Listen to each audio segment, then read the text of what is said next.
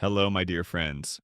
Welcome once again to English Podcast Show, the podcast where we take the time to learn real, useful, and natural English, slowly, clearly, and with growing confidence. My name is Tom, and today I will be your guide on this journey. In this episode, I'm going to teach you some of the best and most effective techniques to help you remember English vocabulary in a way that is lasting and reliable. In fact, if you follow the advice I will share with you step by step, you will be able to reach a point where you never completely forget English words again. Yes, you heard me correctly. You can train your brain to keep English words alive in your memory for the long term. We are going to move gradually, one step at a time. You will listen to real and practical examples. You will repeat with me so that your mouth, your ears, and your memory work together. You will also learn not only the definitions of English words, but also how to place those words inside natural, everyday sentences. This way, you will be learning English in the same way that native speakers actually use it. So please make yourself comfortable, relax, and let us begin this very important lesson. Let us first start with a simple but powerful truth about learning vocabulary. If you find yourself forgetting words very quickly, it does not mean that you are lazy, and it does not mean that you are incapable of learning languages. The real reason is that your brain has not yet learned the word deeply enough. A word that you only see or hear one single time is like a stranger you pass by in the street. You notice that stranger for a moment, but if you never see them again, your memory lets them go. You simply forget them. However, a word that you see, hear, speak, and connect to many situations becomes familiar to you. It is no longer a stranger, it becomes a friend. And when something becomes your friend, you do not forget it easily. So the real question is, how can we transform new English words into our friends? The answer lies in some very practical techniques that I am going to share with you. The first and most important thing to understand is this: do not study words in isolation. Do not look at a word just one time in a dictionary. Do not simply copy it onto a list of vocabulary and hope that you will magically remember it. That does not work very well. Instead, you must put the word into full sentences, sentences that carry real meaning for you. When you connect the new word to real situations, emotions, and personal experiences, the word becomes alive inside your memory. Let me demonstrate this with an example. Consider the English word charge. The verb to charge means to put electricity or power into your phone, your laptop, or any other electronic device.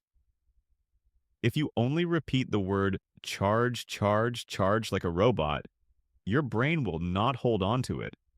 That repetition without context is empty. Instead, let us place the word into meaningful sentences together. Say it with me. I need to charge my phone. Excellent. Now expand the situation. I need to charge my phone before I leave the house. That feels real and personal, does it not? Here's another sentence. I could not call you yesterday because my phone was not charged. And finally, excuse me, is there a place to charge my phone here? Do you notice what is happening? Each time we use the word charge, it enters into a different story. In one story, you are at home preparing to leave. In another, you are explaining why you could not make a phone call. In another, you are asking someone for help in a public place. Each story gives the word a new and richer life in your memory. That is real English, alive and connected to daily life. Let us continue with another example. The word is delay. This word is used when something happens later than expected. Say this sentence with me. There was a delay at the airport. Very good. Here is another. The train was delayed because of the snow. And another. Sorry for the delay, my meeting ran late. With each of these examples, you're not only learning the meaning of delay, you are also learning the situations in which people actually use it. Now, let us look at the verb borrow. To borrow means to take something from another person for a short period of time with the intention of returning it later. Repeat with me. Can I borrow your pen? Good. Now, I borrowed a book from the library. And finally, he borrowed my bike and did not return it. Notice what is happening here. Your brain does not only remember the sound of the word borrow, instead, it remembers the stories. Asking a friend for a pen, reading a book from the library, or feeling frustrated because someone took your bike.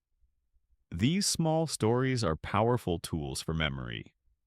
Now let us practice one more word together. Messy. This word describes something that is not clean or not organized. Repeat after me. My desk is messy. Good. Another, her hair looks messy today. And another, the kitchen was messy after the party. When you say these sentences, do not only focus on the sound of the word. Try to see the picture in your mind. Imagine your messy desk with papers everywhere. Picture the dirty kitchen after the party. When you create these mental images, your brain holds the word for a much longer time. Here is my daily challenge for you. Every single day, choose just one new English word. With that word, create 3 complete sentences that are meaningful to you. Say them out loud. Use them in real conversations, or write them in a message to a friend. Repeat the sentences in the morning, then again in the evening. The more you see, say, and use the word, the more it becomes part of you. This is the true secret of owning vocabulary. Another powerful principle is this. Use new words quickly within 24 hours after learning them. Why is this so important? Because if you do not use a word soon, your brain decides it is not useful and throws it away. It says, "This word is not important. I can forget it." This is why you must always remember the golden rule. Use it or lose it. If you learn a new word today, do something with it today. Speak it aloud. Write it down in your notebook. Send a short message using it, or even record yourself saying it. The action of using it immediately sends a strong message to your brain. This word matters. Keep it. Finally, let me share one more powerful technique. Do not simply learn words in an abstract way. Make them personal. Connect each new word to your own life, your own memories, and your own feelings. When a word is connected to your personal experience, your brain protects it and keeps it. Think of it like a photograph. If you see a photograph of a stranger, you forget it quickly. But if you look at a photograph of your family, you remember it forever. In the same way, make your new English words feel like part of your family. When you do that, they will stay with you for life. So, my friends, here's the key message of this lesson. Do not learn words like strangers. Make them your friends. Put them into sentences. Repeat them in real contexts. Imagine them in pictures and use them as soon as you can. If you do this consistently, you will discover that remembering vocabulary is no longer a problem. Instead, it will become a natural part of your journey to mastering English. Let me take a moment to show you a very powerful method to learn English vocabulary in a way that you will never forget it. The first word we're going to learn together is nervous. Repeat after me slowly and clearly. Nervous. The word nervous means to feel worried, anxious, or afraid, especially before something important happens in your life. It is the feeling you may have before an important event when you are not completely sure of what will happen. Now let us practice this word in a sentence. Please say it together with me. I felt nervous before my job interview. This sentence is very real for many people. Almost everyone feels nervous before an important job interview because we want to do our best and we are afraid of making mistakes. Now, I would like you to think about your own experience. When was the last time you felt nervous? Maybe you felt nervous before taking an important test at school. Maybe you felt nervous before speaking English with someone for the first time. Maybe you felt nervous before meeting a new person who is important to you. All of these situations are real examples of the meaning of the word nervous. Let us say another sentence together. I get nervous when I speak in English. This is a very common experience for English learners.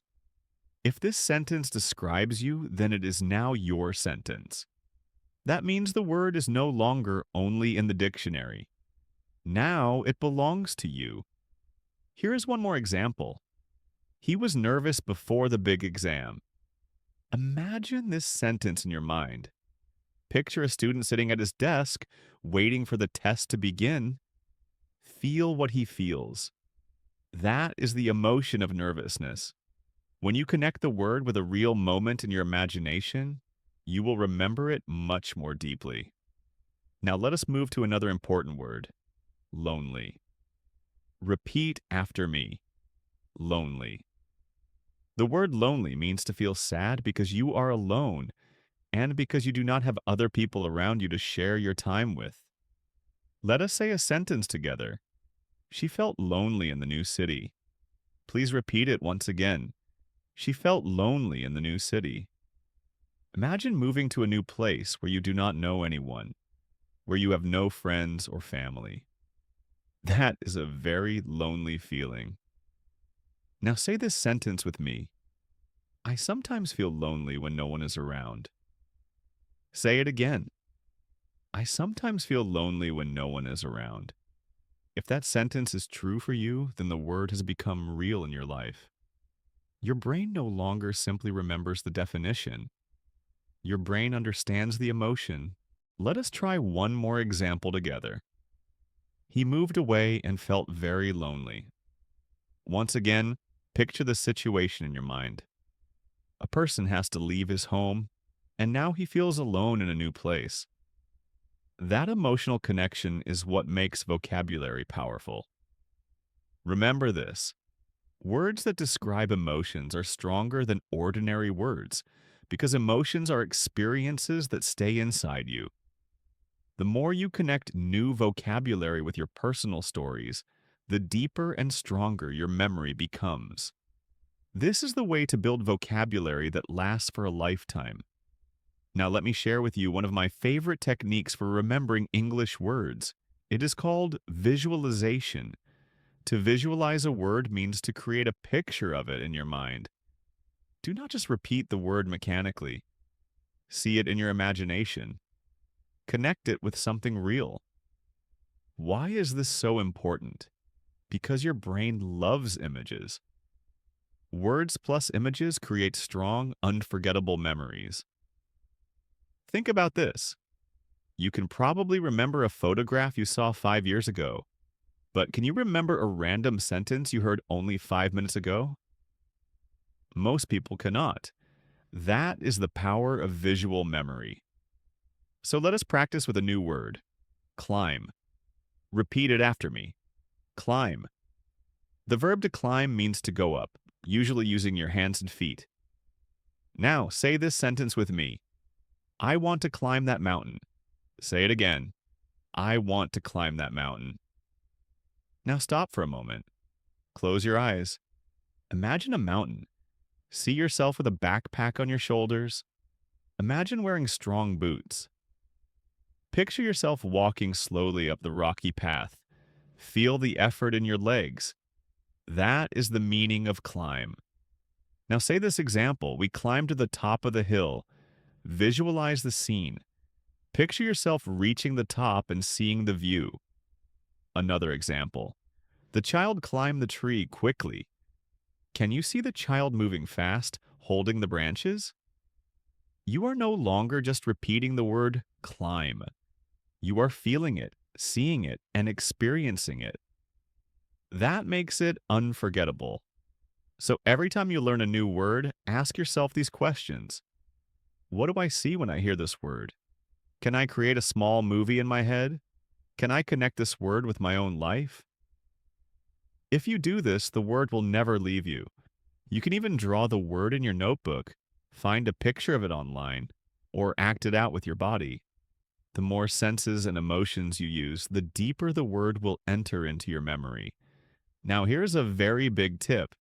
It is a real game changer for learning vocabulary. Do not learn random words. Do not pick one word from here and another word from there with no connection. That is like trying to build a puzzle using pieces from 10 different boxes. The pieces will never fit together. Instead, learn words that are connected to each other. Learn words that belong to the same topic, the same story, or the same situation. Why? Because your brain loves categories. Your brain loves stories. When words are connected in meaning, you remember all of them much more easily. Let us do this together with the topic of weather. First word, cloudy. Repeat it after me. Cloudy. It means the sky is full of clouds. Example sentence, it is cloudy today. I think it might rain. Next word, breeze. Repeat, breeze. A breeze is a light, soft wind. Example, there's a nice breeze this morning. Say it again. There's a nice breeze this morning. Next word, storm. Repeat, storm. A storm is heavy rain with strong wind and thunder. Example, the storm last night was very loud. Now let us make a little story to connect these three words. Imagine this. It was cloudy. Then the breeze stopped. Suddenly a big storm came. There was lightning and thunder. Boom. Now the words cloudy, breeze, and storm are no longer separate. They are friends. They are holding hands in your memory. This is how you should study vocabulary. When you learn a new word, ask yourself, can I group it with other similar words? Can I make a story with these words? Can I imagine a situation where they all happen together? You can create small stories for almost any topic. At the supermarket, at the airport, inside your bedroom, during a holiday, at a job interview. The stronger the group, the stronger the memory. Words in isolation are often forgettable. Words in stories are unforgettable. And that brings us to the end of today's lesson. Notice what you did. You did not just listen passively, you learned actively. You repeated, you practiced, you imagined, and you created real connections. Remember, learning English is not only about memorizing vocabulary lists, it is about using the words, feeling them, and making them part of your daily life. If you practice like this every day, step by step, your English will grow stronger and more natural. So keep listening, keep repeating, keep practicing, and above all, keep believing in yourself. I am Tom, and this is English Unleashed. Until next time, keep learning, keep practicing, and never give up on your dream of mastering English. Goodbye for now.